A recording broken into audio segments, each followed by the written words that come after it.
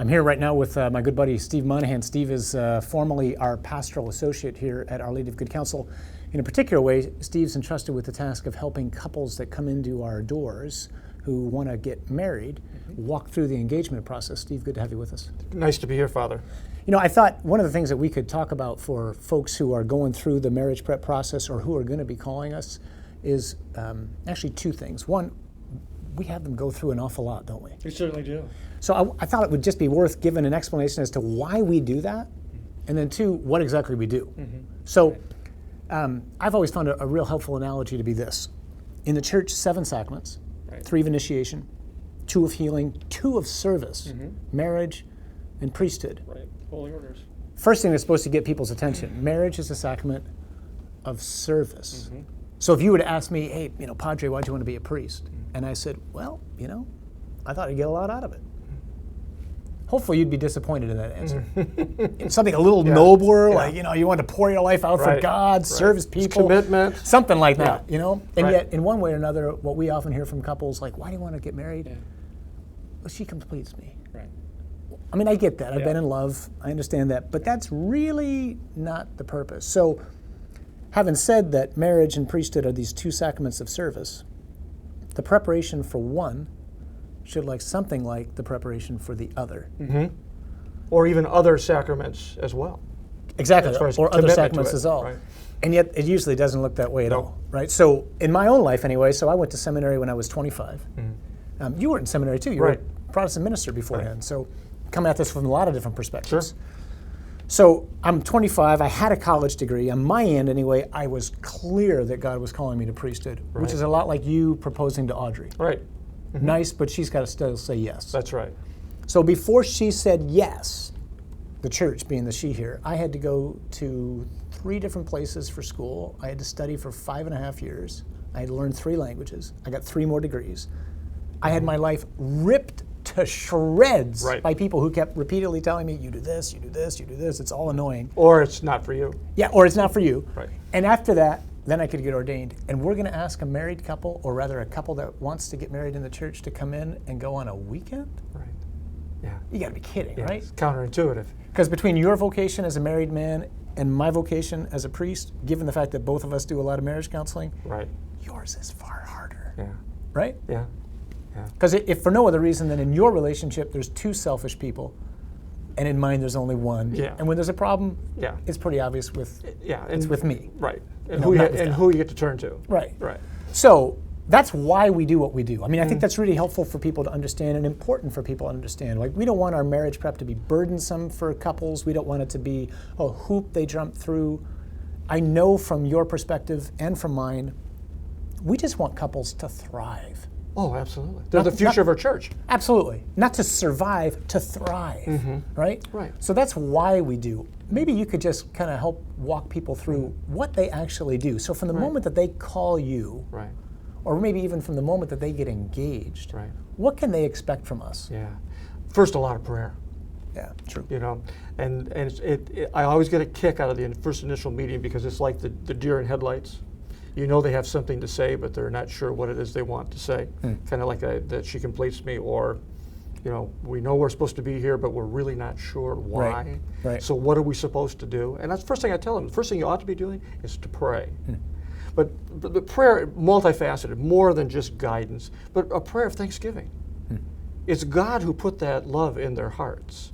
And they ought never to lose focus on that great gift that He gave them. Marriage is hard enough as it is. So we want this to be an experience, an immersion, if you will, into preparation that's more than just simply checking a box. And we've talked about that before. I mean, what do you want? And that's not an assassination to other type of marriage prep programs that are there with other churches or other parishes offer. They're all noble, and they're all trying to accomplish what we believe is a great journey for them to experience in preparation. But we spent a lot of time together, you and I, sharing those thoughts about what it is, because we look back at the other sacraments and the preparation they had to go through, whether it be for First Communion or confirmation, and a labyrinth of material they had to study, and time they had to devote. And then it comes to marriage, and it's like, well, what weekend would you like to have it? Hey, you love her, she loves you, how hard could it be? Perfect. Meet with Father, read a couple books, you're done. You're golden. Good luck. Now, I shared with the couples, and I shared with you as well, this interesting statistic that was done, a little bit dated 2009 from the Madison Archdiocese, Madison, Wisconsin. There's this general notion of the fact that statistically, 50% of the marriages in this country fail and end in divorce. And so what they did was to commission a study, and they found that of marriages that took place in the Catholic Church, roughly 38% of those marriages also ended in divorce. Not a resounding, terrific factor to compare, but nevertheless, divorce is real and it happens. But they did a deeper dive into the study. What was interesting, get beyond getting married in the Catholic Church, attend church regularly, and that doesn't mean Easter, Christmas, and Palm Sunday, okay? That's regularly together. And that's as in every Sunday. As in every Sunday, yeah, right? And kind of like those high holy days, and right, you know, those other types of things. That factor dropped down to somewhere around 17–18%. Now, attend church, marry in the church, attend church regularly, practice natural family planning, which is a component of preparation we'll talk a little bit about. That factor dropped down somewhere around 5, 6, 7% failure rate. Marry in the church, attend church regularly, practice natural family planning, pray together. Meaningful prayer as a couple. Not, bless us, O Lord, for these thy gifts we are about to receive from thy bounty. Meaningful couples prayer. The failure rate dropped to 0.06% failure. So I tell couples, you want a formula for a successful marriage? Even before we get started. Right. Those 4 things. Right. Well, what we try to do in our preparation is to answer those 4 dynamics with the preparation piece that we had. We start first with an intake. They come in and meet with me. Okay. And because there's paperwork, and we want them to get off on a good start. Set expectations. They'll first participate in an online inventory called Prepare and Enrich. It's extremely organic. It's not like a Myers-Briggs or an MMPI personality profile. And it's a spot-on indicator of divorce, isn't it? Absolutely. There's no question. But it's a great tool that they do separate. Yeah. They get a passcode and they do it online. It takes about 45 minutes to do it. I always gleefully tell them a nice glass of Pinot Grigio or a good Irish whiskey in 45 minutes and you're done. So don't outguess the test. Because it's not a test, it's an inventory. You'll meet with a therapist in our parish, Pam Hayes, 2 to 3 sessions to review those great strengths that are uncovered and some growth opportunities that may exist as a result of that. Which I would say almost universally when I ask a couple, when we're getting to the conclusion of marriage prep, what were the highlights? That's one of the highlights. Yeah. Just sitting down, what a gift to sit with a marriage counselor before you're married. Right. Great gift. It is. And it's such a great tool as well, because in the organic piece of it, 6 months later they could take it again, it could be profoundly different. Yeah. Okay? Because it really is spot on to where the couple is right then when they take it. Right. And that's why I love it. There's some reading material that we require them to read. The other part, of course, would be meeting with the celebrant, right, whoever that would be assigned at that time. But the other big component of this is our enrichment piece that we have that's all based on Blessed Pope John Paul's theology of the body called Living in Love. That's a mentor program that we match that engaged couple with a married couple in our parish. And it isn't just someone that we just throw into the mix here. In order to become a certified mentor couple in our parish, they have to go through a weekend retreat. They participate in the program, in the mentoring program. So they've gone through a tremendous amount of background as far as preparing them to work with these engaged couples. That's another highlight because they're meeting in their home. Right. So if the baby comes flying by with half a diaper or the they see married dog, life. Welcome to married life. That's right. Okay. Right. And it's important that they hit that type of immersion because moms and dads are great.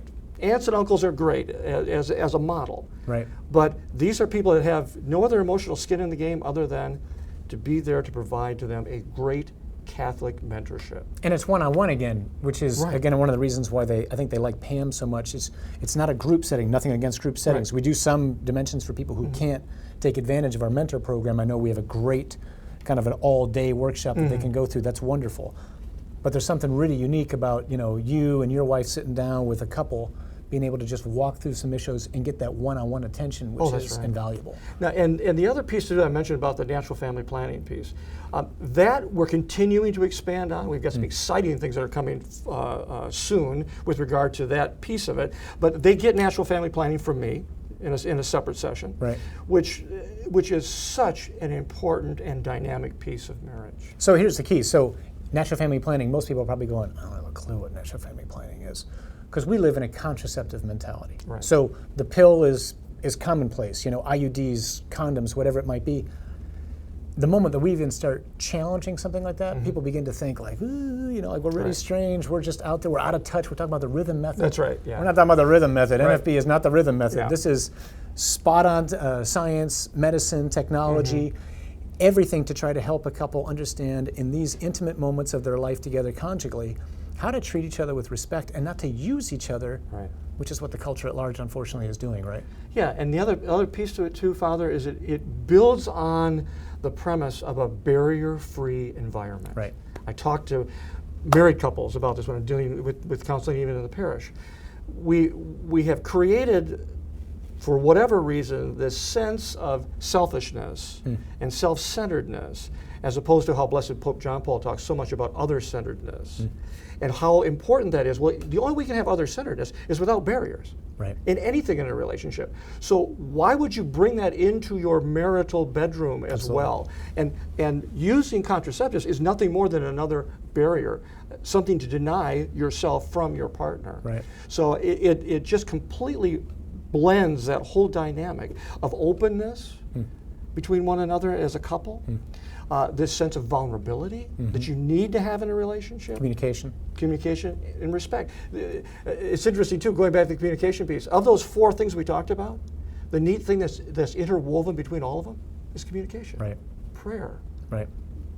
Love. So long as the couple's communicating, they're fine. The moment they stop, they're on thin ice. 2 major cornerstones in any relationship, I talk to you about in counseling or within the engaged prep piece of it, communication and conflict resolution. I tell couples if they can master those 2 things, everything else in between falls into place. Where they're going to have dinner, where the kids are going to go to school, what kind of car we're going to buy. All of that stuff is mastered and controlled by communication and conflict resolution. So in addition to these kinds of things, and then we got some tie-up things. They'll meet with the music minister, with Matthew, to kind of plan the music, and then we'll do the rehearsal, schedule that, and that really is the marriage prep, isn't it? Right, because and I'm glad you brought that up, because we try to drive this for them. Gosh knows that they got enough stress as it is from what the dress is going to be or who the caterer is going to be. So we make every attempt on our end from the parish to drive this process for them so that they have a matrix of what they need to follow, and we lay all that out for them. So we try to make it as simple as we possibly can. I really hope this is helpful for people. I can't reiterate enough how much Father Steve, Father Clement, myself, Steve here, we're trying to do everything we can to help you to thrive. I know you spend an awful lot of time doing marriage counseling. I see or hear from at least 1 couple a day that wants a divorce. This comes from our experience, your experience as a married man, my experience of married life as a priest, which ironically is oftentimes more informed than often what some people who are even in the marriage know. That's right. That's if you'll catch that. So I'm not a married man, but my experience of married life is very real because of what people will share with me in counseling or confession. And we just share that with you so that you can be great. That's all we want. That's what God wants. So you were talking earlier about prayer, the importance of prayer. Your marriage, or your marriage to be, if you're engaged, is an arranged marriage. That's right. Scripture says what God has joined, man must not divide. So if God has joined you, God's got a plan. And all we're trying to do, we don't want to help you plan the ceremony. You got great people, I'm sure, who can help you with that. We want to help for your life. So we already pray that what we're offering to you, no matter where you might be in the game, whether you're thinking of getting married or you are engaged right now and you're in the process of going through our marriage prep, you'll experience not as burdensome in any way, but you'll understand that we're on your side. We just want you to be great, because that's what God wants for you. It's a marriage that will never, ever be replicated again for all eternity. Right. And we want it to be not ordinary, but extraordinary. Indeed. Count on our prayers.